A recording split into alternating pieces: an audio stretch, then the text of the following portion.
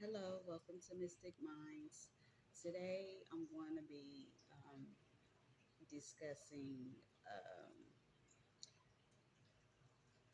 chosen ones and how the family that you were born into a lot of times will you God will end up separating you from them, especially if they are karmic in nature. And when I say karmic in nature, they're dealing with their own karma from past lives and are not willing to heal that and are basically here as part of your lesson on this thing we call Earth. Um,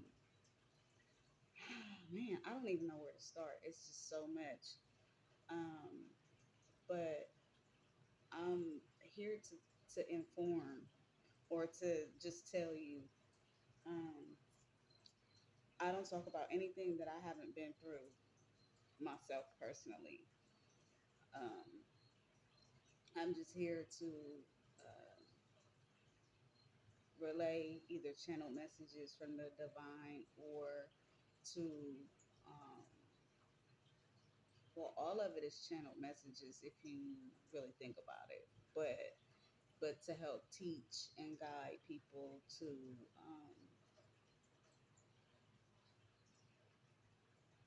teach and guide people.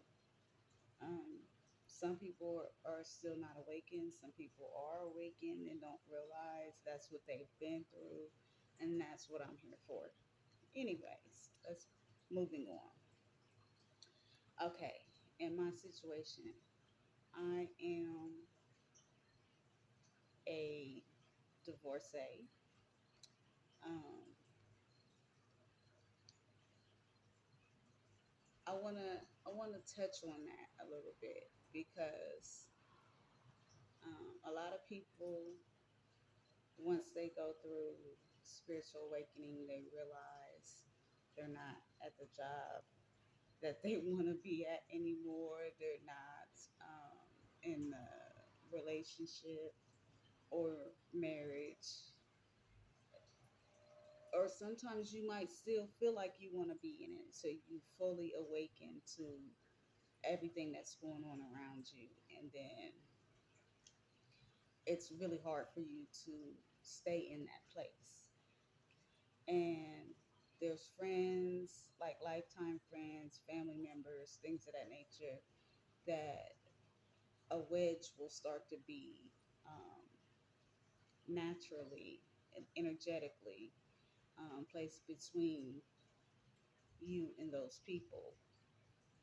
And it may start off slowly, and then eventually, as you ascend, it's like their energy can't stand your energy. They may not even realize what's going on, but you, as a chosen one, will start to figure it out because there's a reason for everything, and nothing is permanent on this earth. Nothing or no one. So, um, with my story personally, for instance, my sister, I'm going to start with my sister. We were very tight all of our lives. And then once I went through a spiritual awakening, started to ascend, um, and I realized that everything that I was learning and I was trying to um, implement, like help her, um, basically trying to make somebody wake up that's not ready yet. Until I realized you can't do that. Everybody has their time when it's their time.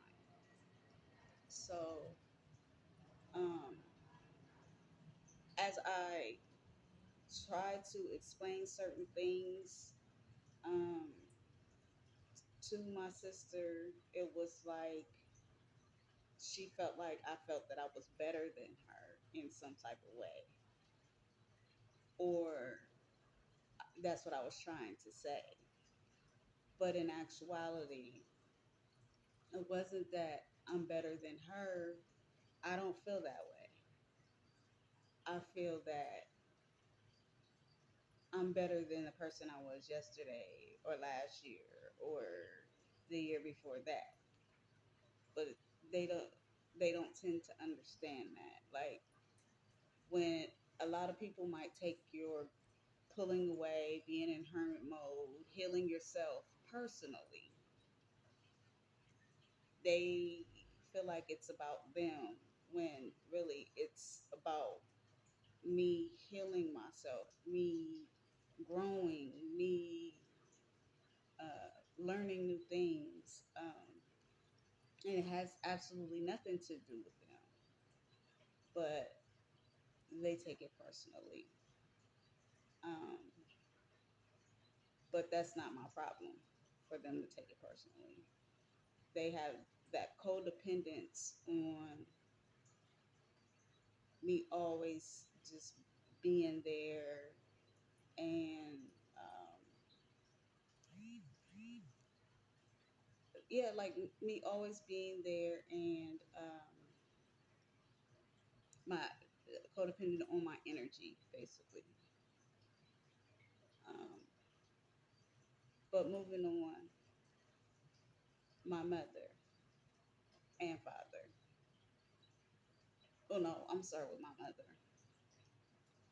My mother, I never had much of a relationship with her until I got pregnant with my daughter at the age of 24. And so we had developed a relationship and started to speak more and things of that nature. But once I had my spiritual awakening and I started to, like I said, people take your growth personally. Like when I told my mom I was getting a divorce, she tried to talk me into staying in that relationship because it was a codependent marriage. And I knew that was not where I was supposed to be. But at first, I didn't understand, like, why is she trying to talk me into staying in something I'm not happy in? But then I had to look at things and realize just because your parents have been together, for example, mine, 50 years, everybody looks at that like, oh, that's so great. And it's wonderful if it's a healthy marriage. But if it's toxicity and that's all you know, and that's what you depend on, like, is, toxicity, being walking on eggshells around your partner because you don't want them to explode and cuss you out and you know just things of that nature. um, Living with a full-blown narcissist basically. um, it's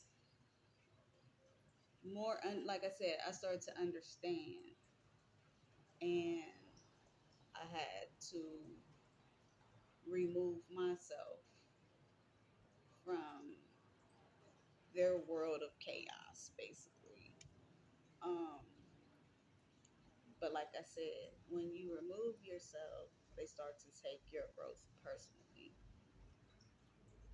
when it has absolutely nothing to do with them and everything to do with me, where I want to go, how I want to grow, and healing myself from the childhood wounds, things of that nature.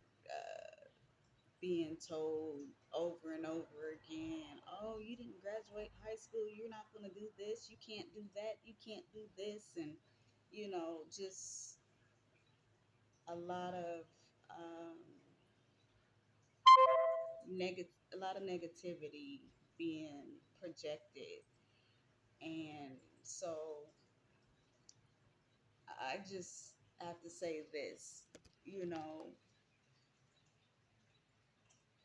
when you're going through that type of thing, like where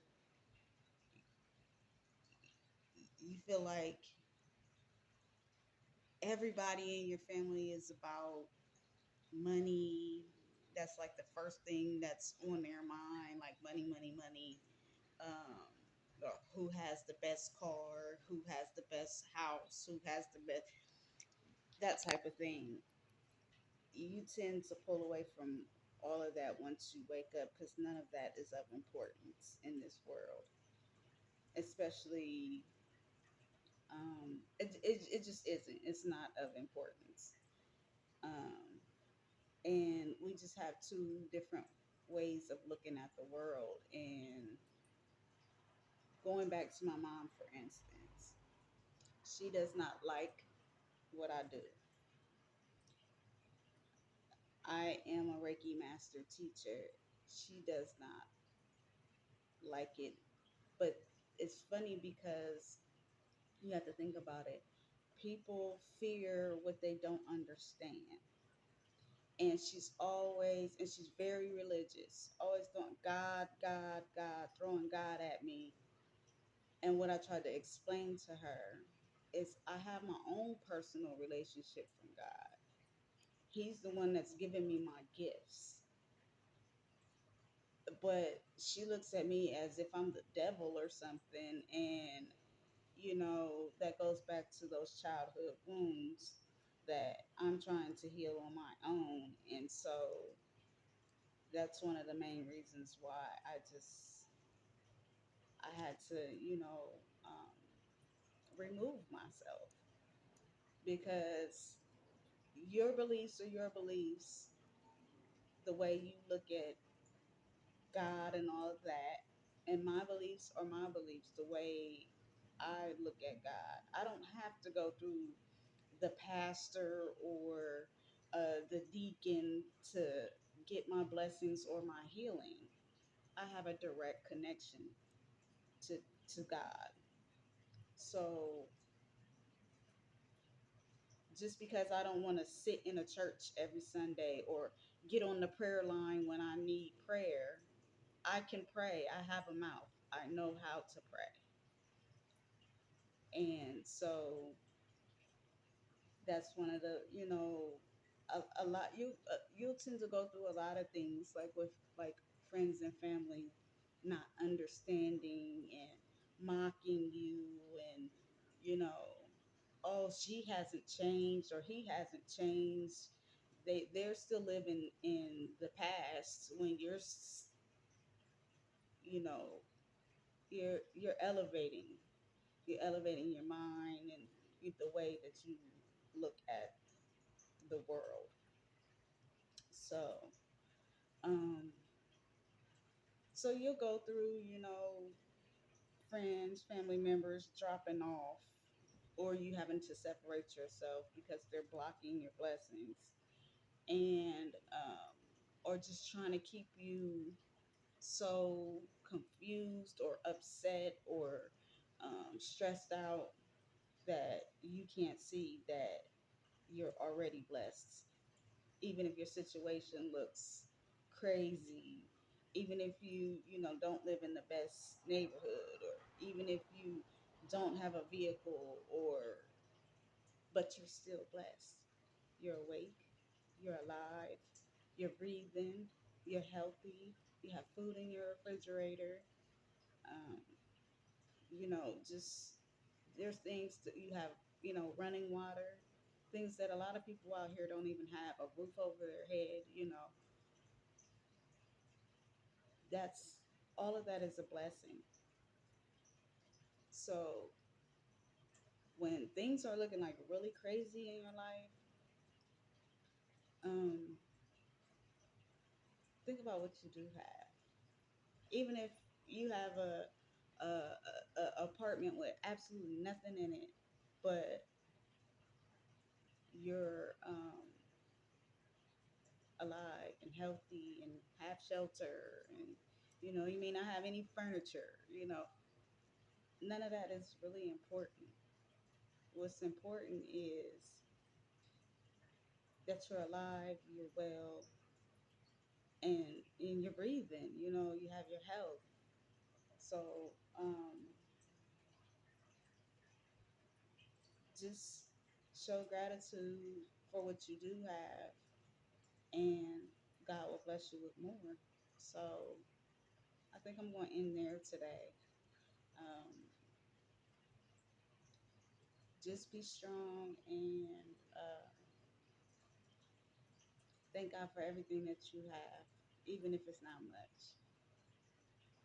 Until next time, bye.